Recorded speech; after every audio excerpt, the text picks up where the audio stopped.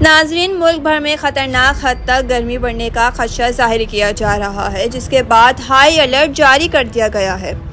محکمہ موسمیات کے مطابق 30 اپریل سے 12 مئی تک درجہ حرارت 45 سے 55 ڈگری سینٹی گریڈ تک پہنچ سکتا ہے۔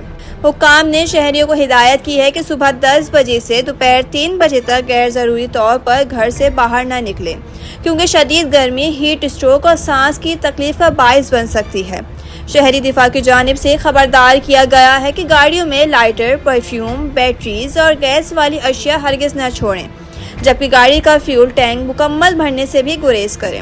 ماہرین نے مشورہ دیا ہے کہ پانی، لسی، دہی اور ٹھنڈے مشروبات کا زیادہ سے زیادہ استعمال کریں اور دھوپ سے خود کو محفوظ رکھیں۔